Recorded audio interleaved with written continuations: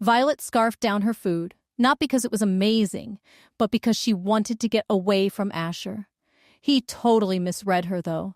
"My poor queen, you must be starving. Let me order more," he said, already grabbing his phone. "No!" Violet blurted out. Asher raised an eyebrow, surprised. "No, I'm good. Seriously? Any more and I'll puke," she said, which was totally true. Years of not having enough to eat had shrunk her stomach, and she was stuffed. Asher frowned. "You eat like a bird, little purple. Not enough. But don't worry, I'll fix that." A shiver ran down Violet's spine. Nope, not happening. She was already plotting her next escape. There was no way she was letting this psycho turn her into his purple queen. Violet forced herself to slow down, taking smaller bites, trying to look normal. Asher was busy with his phone, which gave her a second to breathe. She couldn't help but check him out, though.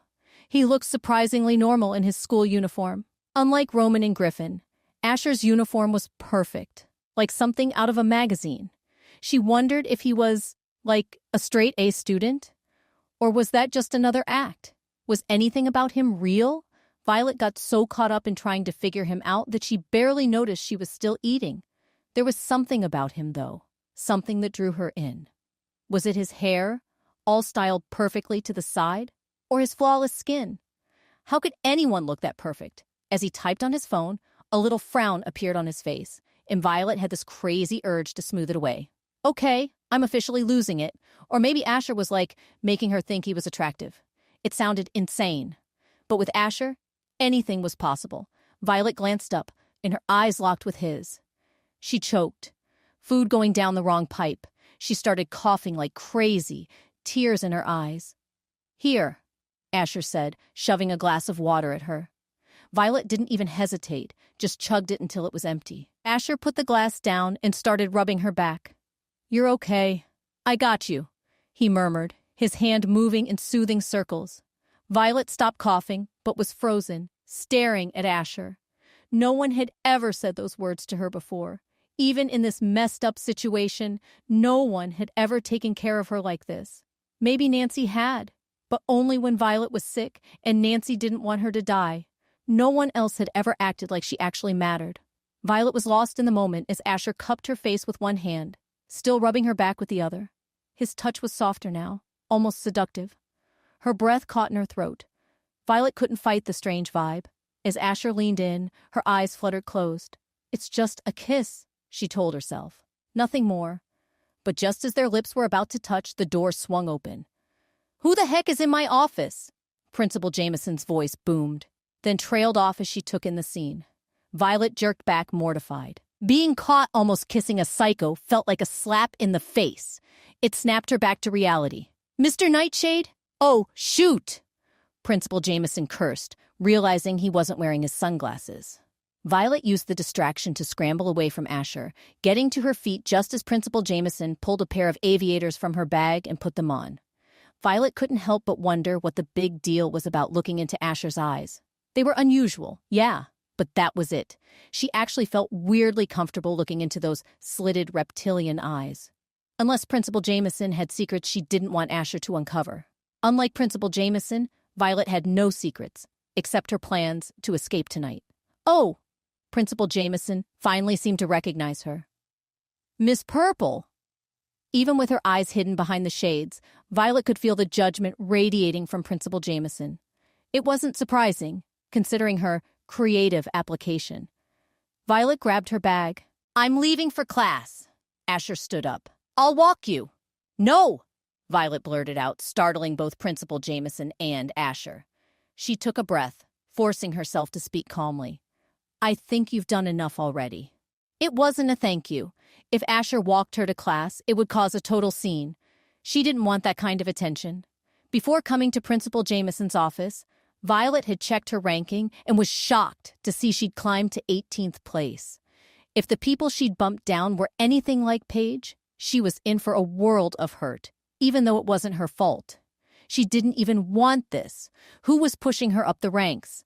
Whoever it was, they were going to get a piece of her mind. For a second, it looked like Asher might ignore her, but surprisingly, he backed down. Thank goodness, Violet thought. She'd rather deal with Asher's obsession in private. It was already too much to handle. Principal Jameson, however, realized what Violet's leaving meant. She'd be alone with Asher. Oh, crap! She shot Violet a desperate look, silently begging her to stay. But Violet just grinned knowingly. "Have a nice day, ma'am," she said and walked out. Principal Jameson gulped, turning back to Asher, who was now scowling. Just when he'd been getting somewhere with Violet, she had to barge in and ruin the moment. "There you are!" Someone suddenly jumped in front of her, startling Violet out of her thoughts. "Ah!" Violet screamed, instinctively punching the person in the face. She froze, horrified, as she realized it was Alice. Alice yelped, clutching her cheek. Violet rushed forward, frantic. "Oh my God, Alice, I'm so sorry. I'm okay. I'm okay," Alice insisted, trying to wave it off. "See? No damage." She attempted a smile, but winced. "But dang, girl, that was a mean right hook." Violet took a deep breath, her racing heart slowing. Then her worry morphed into anger. "What the heck is wrong with you? Why would you jump out like that? Are you trying to get yourself killed?" Alice rubbed her cheek, pouting. "I should be asking why you just punch people in the face. What if it wasn't me? What if it was someone innocent?" she added, her pout deepening. "Well, where I come from, there's no such thing as a small prank," Violet said, emphasizing the words with air quotes. "And it teaches people not to mess with me." Alice's pout intensified, her eyes welling up. "You're so mean." "If I'm so mean, then leave me alone," Violet retorted. At first, Alice's constant tagging along had been kind of cute, but now it was just getting on her nerves. Violet preferred to keep to herself. You couldn't trust anyone. There were no friends, only people waiting to stab you in the back.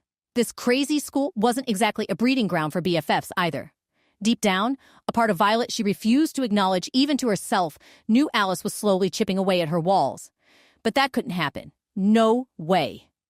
"Not gonna happen," Alice said defiantly, making Violet jump. For a second, she thought Alice had actually read her mind. "What? I know you're trying to push me away, but it's not going to work. We're going to be great friends. I can see it," Alice declared with such certainty that Violet frowned. What was with this girl? Was she psychic or something? "What am I even thinking?" Alice chirped. "So I saw your schedule, and we have the same classes. Come on, let's go. We're already late." Without waiting for a response, Alice grabbed Violet's hand and practically dragged her down the hallway.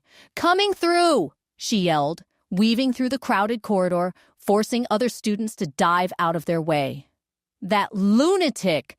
Violet muttered, but she couldn't do anything except let Alice drag her along.